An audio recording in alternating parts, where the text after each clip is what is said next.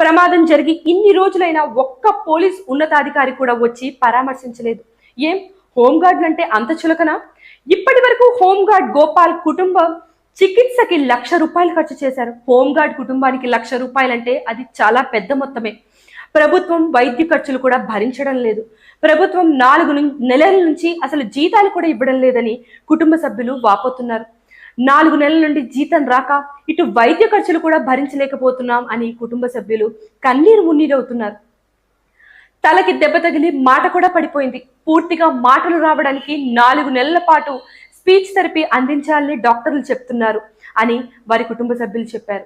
ప్రమాదకరమైన డిటోనేటర్లతో పేలుళ్లు చేసినప్పుడు కనీస జాగ్రత్తలు పాటించకపోవడం వల్లే గోపాల్ ప్రమాదానికి గురయ్యారు. ఈ ప్రమాదానికి ప్రభుత్వ నిర్లక్ష్యమే కారణం. ప్రభుత్వం తప్పించుకునే ప్రయత్నం చేయకుండా గోపాల్ని అతని కుటుంబాన్ని ఆదుకోవాలని డిమాండ్ చేస్తుంది.